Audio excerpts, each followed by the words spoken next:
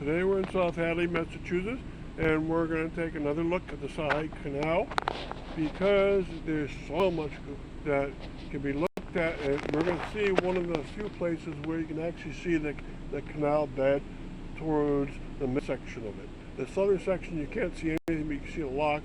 The northern section you can see a great expanse of it, but the midsection is one section very close to the road where I can show you. So, what do you want to know today?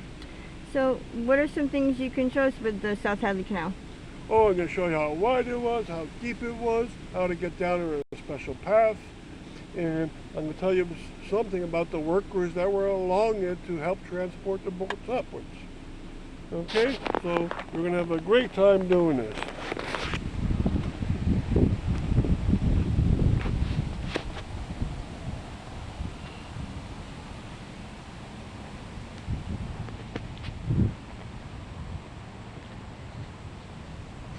Okay, so we came into Bicentennial Park here.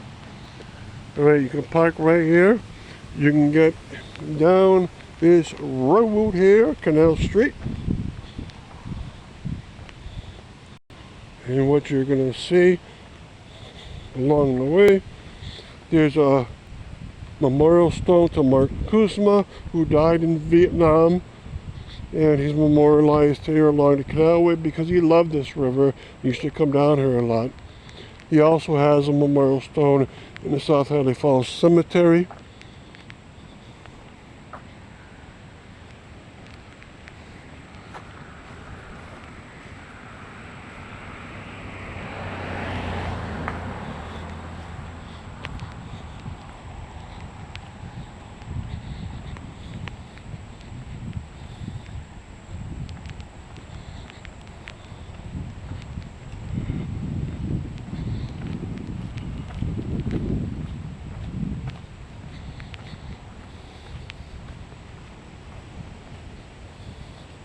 Okay, and also along this road, there's a plaque on a raised structure that tells you about the canal itself, so you can read it. I have pictures of it on the website. It tells you about the many locations along the way. All right, now it's hard to read at this point because it's been here half a century. Now, one place you cannot go anymore. There's a path right down here off the road, close to here, but the first bridge you meet, which is a long footbridge made by the Boy Scouts 50 years ago, is no longer passable. So we have to go to another location. And so we're coming up to the intersection with West Summit Street up here.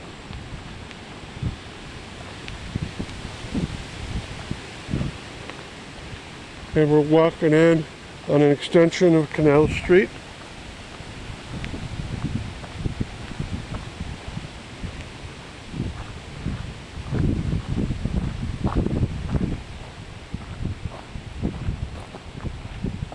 And you can park along here if you want to, if you know where it is. It's going to be along the edge of a series of condominiums. And they made this on purpose about 8 years ago to allow people to get closer into the canal if they wish to. And sadly it stops about 100 yards up there. And so if you want to get any further, you're going to have to get onto River Road in South Hadley.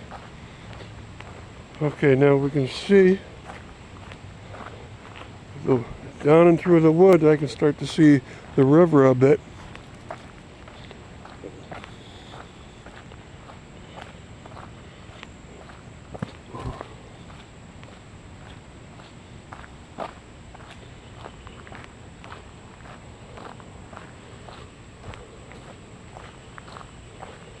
And you can imagine how hard the workers would have to work. They'd have to, as part of their daily job during the daylight, walk around the footpaths or towpaths that were on both sides of the canal.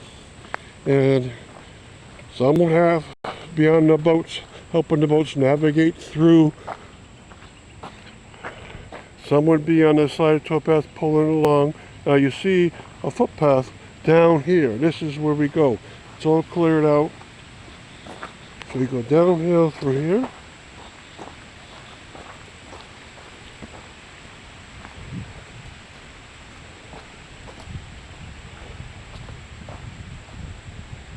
And it's very dark because there's a thunderstorm coming in.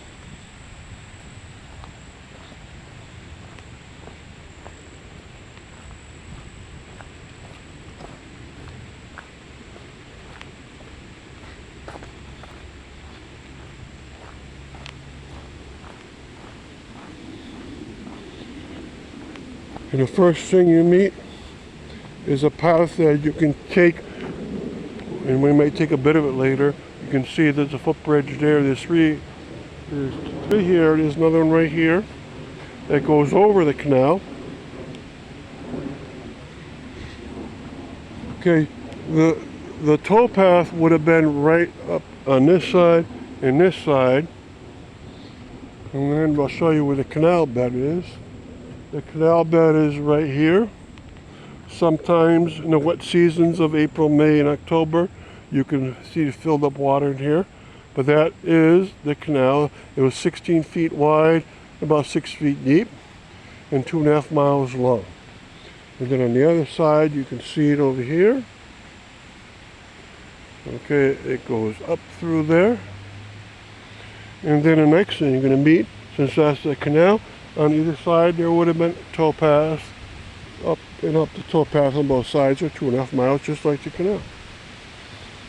Okay, now you'd be tempted to try to go even further north, but it gets a lot of fallen trees as you go up there. Right, what you could do is go right out to the river here. You can see the Connecticut River very well from this location.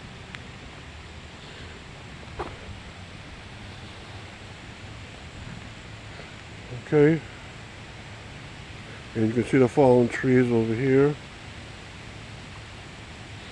And going this way towards the south, there's a footpath that you can actually follow for about 1/3 of a mile, and you'll see the overlook that we started at. This trail I actually recommend to you. All right. If you're a very hardy person, you can actually make this one too. All right. And there's two side by side up here. One stays along the beach, and one goes up along the canal path. Right. You can try those out on your own and see what happens. You probably won't get too far because of fallen trees. Okay, so again, this is the canal bed itself, and we're about 1.5 miles from the start, about 1 mile away from the lock system, and we're about 1 mile more north would be the Grand Locks, 2 lock systems that would have allowed boats to come inwards. Okay, on a given day, 120 men would be active, given this canal rides to all the boats that show up and have to be pulled through. All right. Now another thing you can do is go out to this little footbridge here, and if you go far enough along here,